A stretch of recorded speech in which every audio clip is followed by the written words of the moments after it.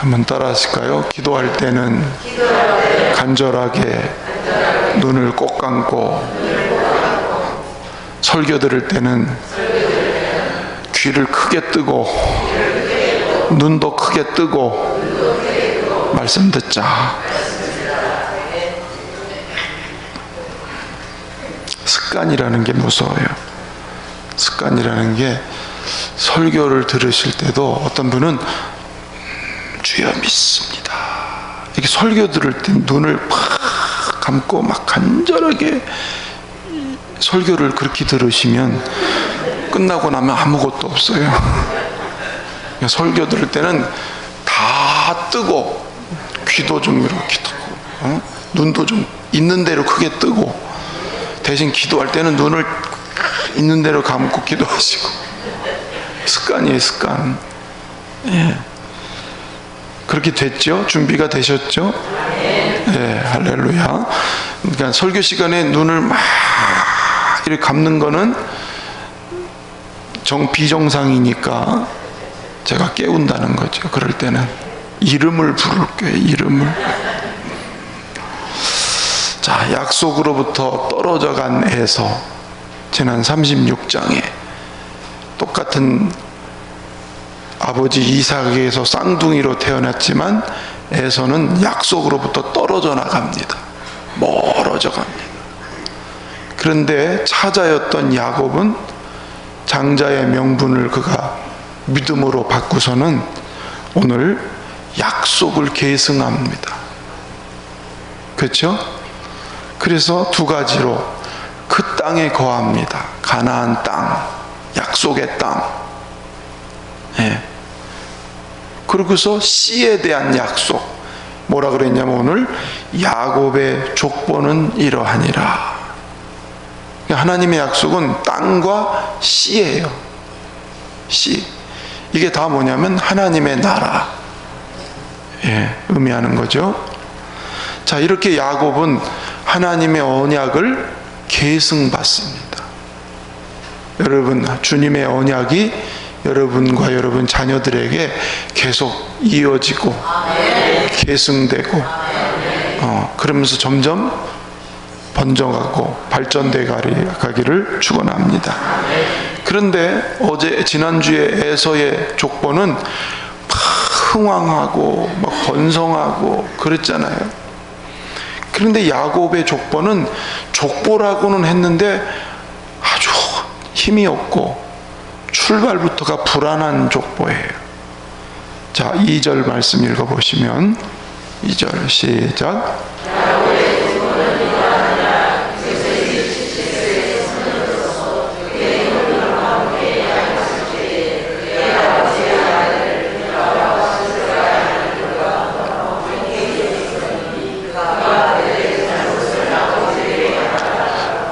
그러면 야곱의 족보는 이러하니라 그러면 촥촥촥촥촥 이름이 나와야 정상인데, 야곱의 족보는 이러하니라 그러고 요셉 얘기만 떡 나와버려요.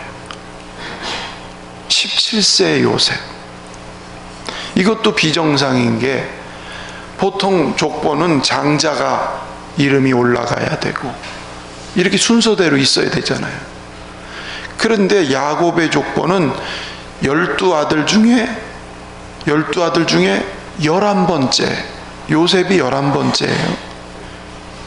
그 11번째 아들 요셉의 이름이 오늘 이름만 소개되고 있죠. 이것부터가 뭔가가, 야곱의 족보는 쭉쭉쭉 이 사람이 막 이렇게 누가 누구를 낳고 이렇게 좀 진행되는 얘기가 없고, 족보는 이러하다 그러면서 요셉 얘기를 하는데 그것도 요셉은 11번째. 뭔가 불안정한 모습이지요. 또 이 요셉이라는 사람을 보니까 형들하고 양을 치는데, 그러니까 야곱의 네 부인 중에 비라와 실바 이 아들들과, 그러니까 이복 형제들하고 양을 같이 치는 거예요. 그런데 요셉은 가서 고자질을 하는 거야, 아버지한테. 아버지, 형들이 이렇게 했어요. 삥 땄어요. 삥 딴 게 뭔지 아세요?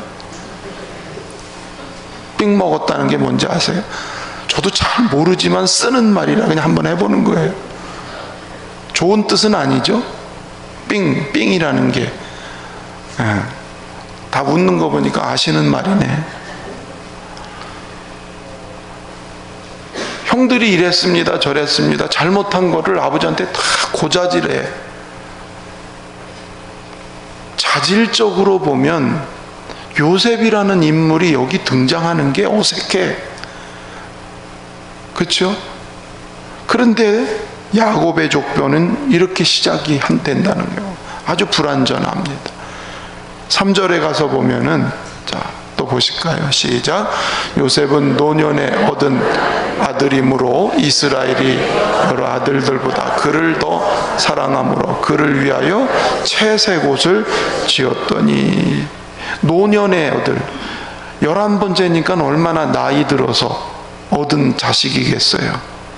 그러니까 사랑했다, 더 사랑했다는 거죠.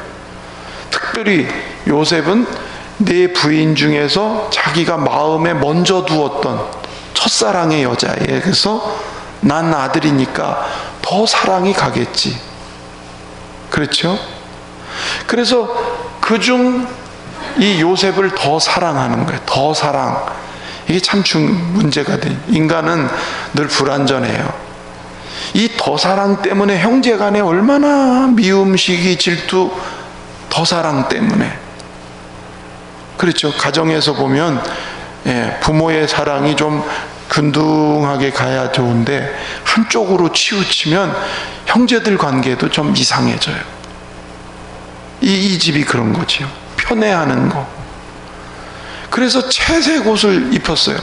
남들은 다 노동하고 양치고 옷이 다 지저분한 옷인데 채색 옷은 아주 소매도 길고 밑에 자락도 길게 해서 이거는 높은 지위 혹은 왕 같은 이런 신분을 뜻하는 옷이 이 채색 옷이라는 거예요. 그 당시의 문화로서 볼 때는. 그러니 형들은 그렇게 막 노가대 일들을 하는 것처럼 하는데 더 사랑받은 요셉은 막 그냥 그렇게 대우를 받고 이런 상황이니까 요셉은 형들에게 어떤 대상이냐면 미움 덩어리예요. 미움 덩어리. 3, 4절 아니 그렇죠. 4절 가서 보시면 4절 시작. 그의 형들이 아버지가 형들보다 그를 더 사랑함을 보고 그를 미워하여 편안하게 말할 수. 요셉만 보면 툭툭거린다는 거지. 야 이제 가버려 이놈아 새끼야. 가. 아버지만 안 보이면 말을 막 하는 거야. 말이 편할 수가 없지. 아버지가 그렇게 편애하니까. 이복 동생이기 때문에 그렇지 않아도 이복 형제니까 그렇지 않아도 갈등이 있을 법한데 거기에다가 더 편애를 받았으니까. 그러니까 야곱의 족보는 굉장히 불안정하고 이게 이러다가 잘 나갈까 싶을 정도예요. 요즘에 왕따라는 말인데 왕따의 원조는 여기 있어요. 부모 책임이죠. 부모가 형제들을 이렇게 만들게 되는.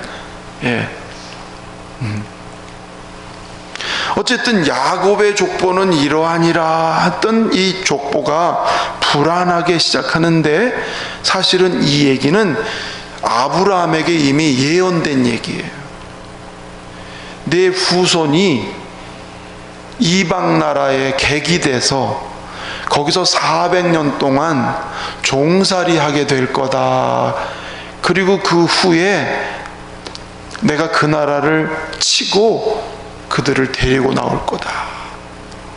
이미 아브라함에게 창세기 15장에서 아브라함에게 내 후손이 이런 고난과 고통이 있을 것이다. 그러니까 언약의 후손에게는 기왕이면은 잘 될 거야.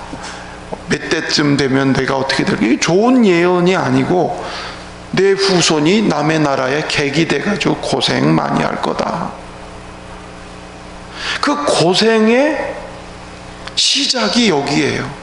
이것 때문에 요셉은 결국 애굽으로 팔려가잖아요.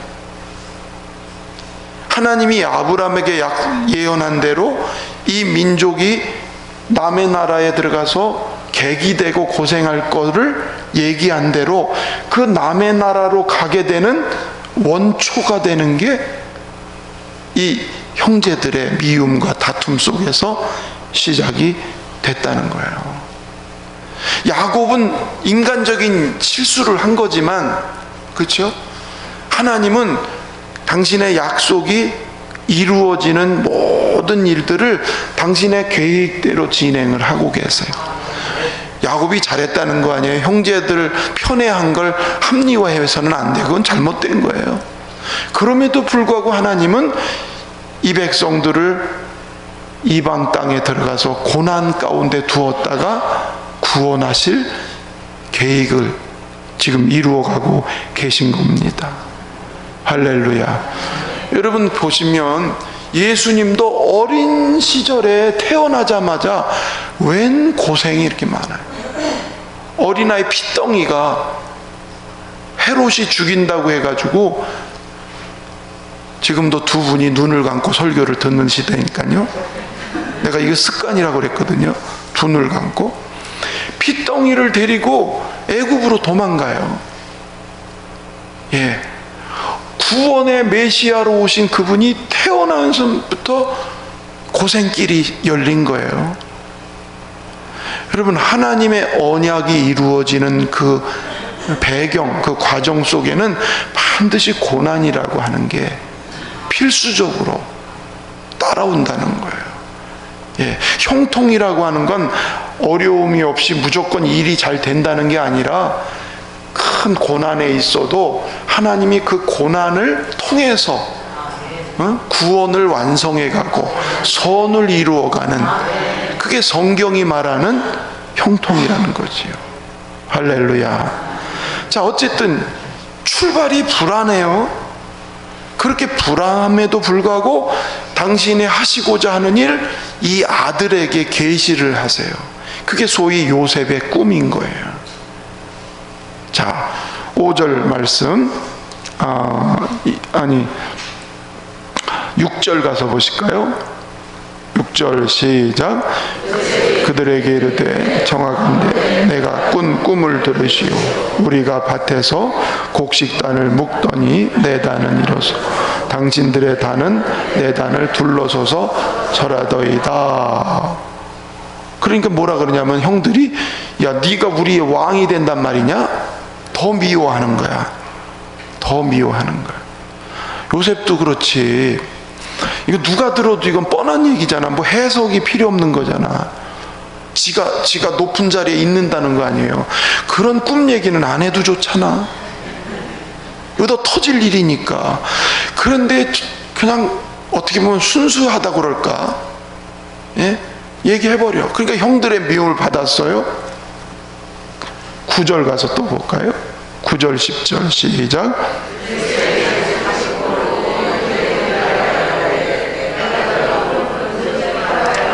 열왕들이 내게 절하더이다 하니라. 그가 그의 꿈을 아버지와 형들에게 말하. 아버지가 꾸짖고 그에게 이르되 네가 꾼 꿈이 무엇이냐? 나와 네 어머니 내 형들이 참으로 가서 땅에 엎드려 내게 절하겠느냐? 그의 형들은 시기하되 그의 아버지는 그 말을 간직해 두었더라. 예. 하여튼 요셉은 두 꿈 얘기를 하는 거야. 집단 11개가 자기한테 절한다는 거, 1월 성신이 자기한테 절한다는 거. 여러분, 이 얘기를 여러분 할 때 이해가 안 되는 꿈이에요? 다 이해가 되지요? 요셉이 왕이 된다는 거 아니에요. 요셉이 높아진다는 거 아니에요. 그렇죠? 그런데도 그 얘기를 형들이고 막 다 꿈 얘기를 다 해버렸어. 예.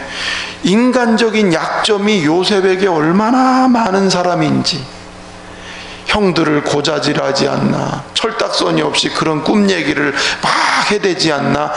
인간적인 약점이 참 많지만 하나님은 이 흠 많은 요셉에게 당신이 하실 일을 꿈을 통해 미리 얘기하신 거예요. 할렐루야. 하나님이 하시는 일은 그래서 우리의 인간의 생각하고 좀 다른 게 많아요. 결국 뭐냐면 꼬리가 머리가 되게 하는 11번째인데 그가 형제들에게 장자가 된다는 거예요. 나중에 장자가 되잖아요. 또 장자가 될 그런 복된 사람으로 만들어지잖아요. 할렐루야. 그렇습니다. 요셉이란 말 이름의 뜻이 더한다, 그러면 더하기. 그러니까 아마 이 요셉을 낳으면서 엄마 라헬이 죽으면 이제 라헬이 얘 말고 또 하나가 더 있었으면 좋겠다. 언니나 다른 그 종들은 자식을 둘, 셋, 넷 이렇게 낳는데 자기는 하나밖에 못 낳으니까 나 하나만 더 했으면 좋겠다. 이게 아마 하나님께 대한 기도였던 것 같아. 더 해달라는. 예? 그래서 하나님은 그 이름대로 이 요셉에게 더 하시는데 꿈을 통해서 그걸 미리 가르쳐 주셔요. 꿈을 통해서 이미 예고를 하고 계신 것이죠. 이거는요, 단순히 인간적인 욕망의 꿈이 아니라 하나님이 그를 통해 이루실 비전이다. 할렐루야. 그렇습니다. 하나님이 주신, 요셉이 이 꿈을 꾸고 싶어서 꿨어요? 아니잖아요. 내가 형들보다 높아져야지 이러려고 해서 이 꿈 꾼 건가요? 아니에요. 요셉은 어떻게 보면 그냥 순전한 사람이에요. 순전한 사람. 뭐 욕심이 많고 내가 더 높아지고 이런 게 없어.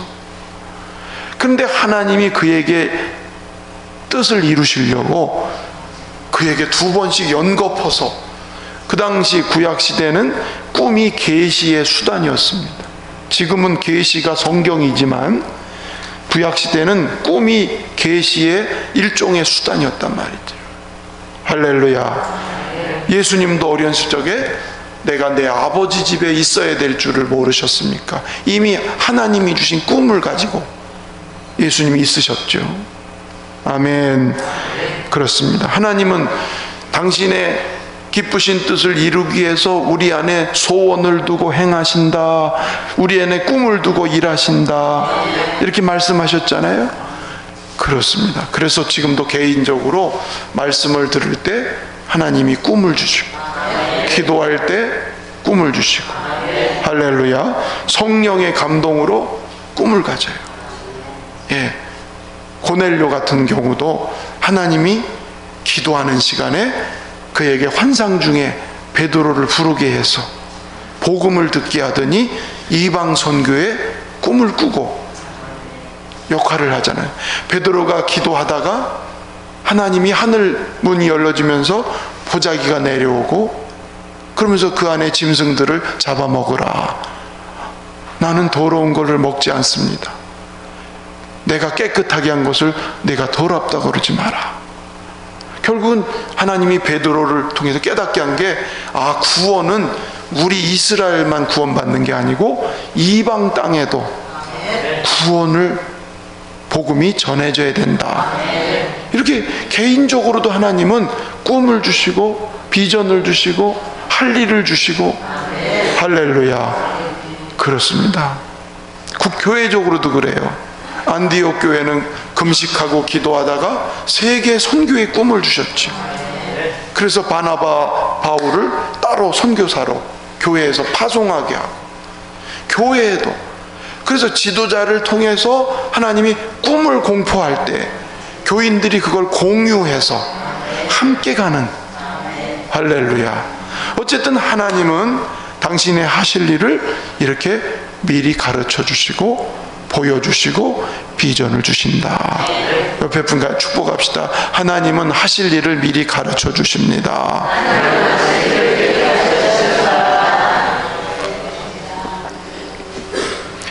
언약이 이루어지려면 반드시 하나님은 이런 비전을 가지고 그걸 이루어 가시기 때문에 할렐루야. 개인도 그렇고 교회도 그렇고요, 묵시가 없으면 방자하게 행해요. 믿음의 꿈이 없으면, 목표를 잃어버리면 교회가 왜 있어야 되는지. 그러니까 우리끼리 잘 놀고 먹고 그냥 우리끼리 교회가 타락하면요 그냥 우리끼리만 좋아. 우리끼리.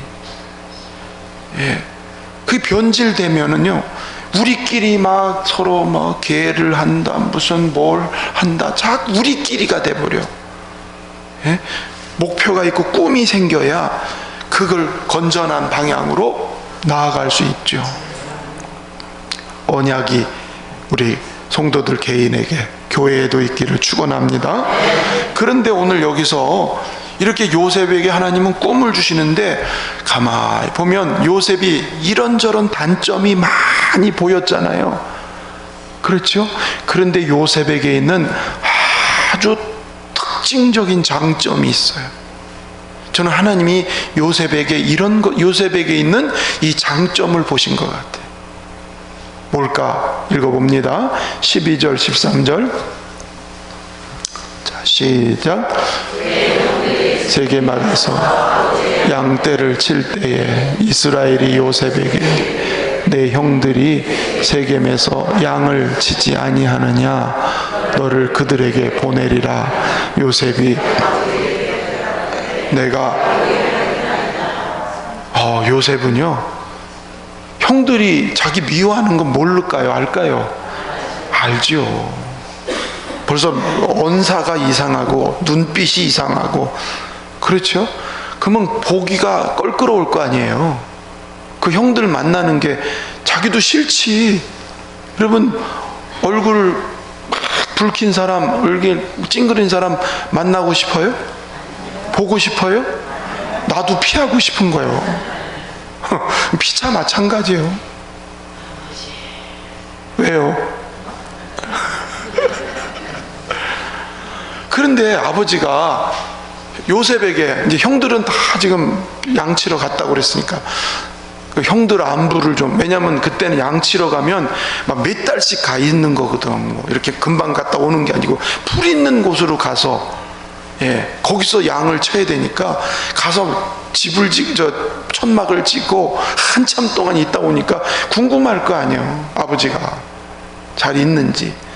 근데 늙은 아버지가 갈 수도 없고, 그러니까 내가 너를 형들한테 보내리라. 그랬더니 요셉이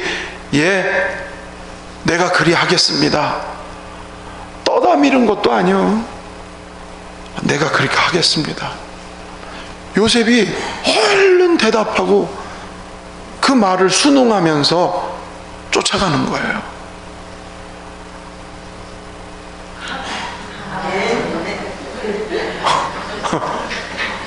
이뻐요, 안 이뻐요? 이쁜 구석이 있다고요. 단점이 여러 가지 있었지만 요셉에게는 참 좋은, 고자질하고 편협하고 이런 약점이 있는 사람이지만 순전하게 자기에게 아버지의 말이 떨어질 때에 그 말을 얼른 순종하고 따라가는.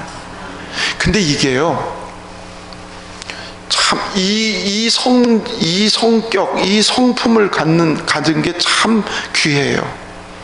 여기서만 그런 게 아니고 요셉의 일생을 가만히 보면 보디발의 집에 가서도 시키지 않아도, 안 봐도 맡긴 일을 얼마나 잘하는지 보디발이 감탄할 정도예요. 보통 노예들은 눈치 보고, 주인 눈치 보고, 보이면 하는 것처럼 하고 안 보면 농땡이 치고, 눈 가리고 아웅, 이게 노예 근성이거든요. 근데 저 히브리 노예 쟤는 참 보면은, 그러면서 나중에는 보디발이 쟤는 하나님이 함께 하는구나, 쟤한테 뭘 맡기면은 일이 너무 잘 감당하는 거예요.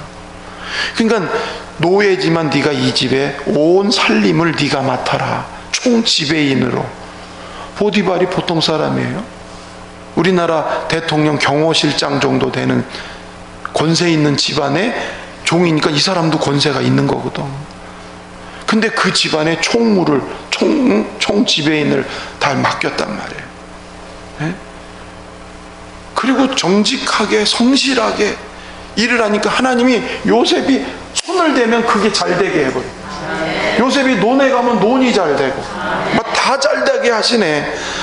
주인의 입장에서 얼마나 좋아요. 그걸 주님이 다 보실 거 아니에요. 예? 쟤한테 맡겼을 때 손해 날 사람인지 5달란트를 맡길 사람인지 1달란트로 그냥 이러고 대충 땜질하고 말 사람인지 하나님은 더 잘하실 거 아니에요. 그러니까 요셉에게 이런 성정이 있어요. 성정. 예. 감옥에 가서도 그 억울하게 들어왔으면 얼굴빛이 막 이상할 텐데 얼굴빛 하나 변하지 않고 죄수들 섬기고 감옥에 일을 하고 간수장이 보니까 참 저 녀석은 참 특별하다. 감옥에 온 사람들은 다 이게 승질머리가 있고 막 독이 있는 사람들인데 이 감옥의 모든 살림을 네가 해라. 네가 나한테 보고 안 해도 돼. 네가 알아서 해. 이렇게 됐단 말이죠. 그러니까 이 싹수가 어렸을 때부터 지금 있는 거예요. 아버지가 가라고 하는데 헤브론에서 몇십 킬로 떨어진 곳에 그 세겜까지 가는 것도 17세면은 물론 컸다면 컸고 어리면 어리다지만 그 위험한 길에 고생도 안 해본 아이가, 채색 옷을 입은 아이가 그냥 아버지가 말씀하는 데 따라서 그냥 거기를 신나게 가는 거예요. 좋지요, 보기가. 보기 좋으면 좋다고 그러세요. 남 얘기라고 그렇게 시기하지 말고. 근데 가서 만났으면 다행이요. 형들 세계만 가면 해필 그때 형들이 야 여기는 풀이 이제 먹을 풀이 없다, 딴 데로 가자 그러고 옮긴 때야. 옮겼어. 허탕쳤어. 그러면 저 같으면 어떻게 할까요? 집으로 가자. 나는 할 일 했다. 그러고 갔을 거 아니에요. 저 같으면이 아니라 우리 같으면 나도 그럴 것 같아. 예? 근데 이어서 가서 보니까 이 요셉이 와서 막 형들을 찾는 것을 누가 봤어. 그래서 혹시 이러한 사람들 못 봤냐고. 형제들이 떼거리로 갔으니까 웬만하면 눈에 띌 거 아니에요. 그렇죠? 그러니까 그 사람이 그 사람들 말하는 거 들어보니까 저기 도단, 그러니까 세겜에서 북쪽으로 올라가거든요. 예, 저 도단으로 올라간다고 하는 말 내가 들었어. 확실히 갔다는 거야, 안 갔다는 거예요? 확실히 간 게 아니고 간다 소리를 들었다는 거예요. 그런데 요셉은 그 말을 듣고 형들이 간다고 했던 도단을 향해서 또 올라가요. 한 25km 정도 떨어진 곳에. 그렇습니다. 하나님이 쓰는 사람의 공통점이다 보니까 성실하게 순종을 하는 사람들. 다윗도요, 형들은 집에 있었어요. 왕의 후보를 뽑을 때 사무엘이, 형들은 다 집에서 내가 혹시 아닌가 이러고 다 있었어. 7번째까지 다 하나님이 아니다. 그러니까 사무엘이 7번째 끝나 이 집에 아들이 다냐? 아닙니다. 하나 있긴 있는데 말째가 있는데 저 들에서 양칩니다. 그러니까 빨리 데리고 와라. 걔가 오기 전에는 내가 밥을 먹지 않겠다. 그때 다윗은 들에서 양치고 있었어요. 기도는 농사 짓고 있다가 하나님이 불러서 사사를 맡겨주시고, 베드로는 그물을 열심히 던지는 성실한 삶을 사는 사람에게 하나님 또 주셨어요. 그래서 하나님이 쓰는 이 모습을 보니까 좋은 점을 하나님 보실 거 아니에요. 그렇죠? 예, 그 좋은 점을 주님은 영적으로 바꾸어서 쓰실 거란 말이에요. 왜냐하면 이 인격이 바뀌고 기질이 바뀌는 건 정 쉽지 않거든요. 근데 순종하는 기질이 있는 사람한테는 방향만 딱 가르쳐주면 다 다음에 나올 얘기입니다만, 요셉은 이런 하나님의 어떤 은혜를 입어서 애굽에 가가지고, 물론 그의 흠도 약점도 많으니까 연단하시지 거기서. 그렇죠? 예.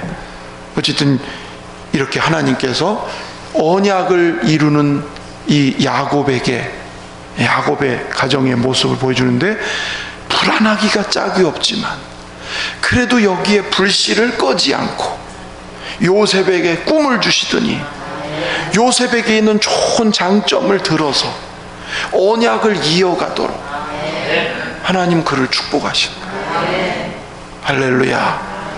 오늘 우리가 연약하고 불안정한 인생이지만 우리 모두도 하나님의 언약을 계승하고 언약을 이어갈 수 있는 그런 하나님의 사람으로, 하나님이 말씀하실 때 아멘, 순전하게 주님 뜻을 따라가는 이런 하나님의 사람으로, 그러면 주님은 우리에게 할 일도 깨닫게 하고 또 계시의 영을 부셔서 알게도 하시고 우리를 그렇게 도구로 쓰실 줄로 믿습니다.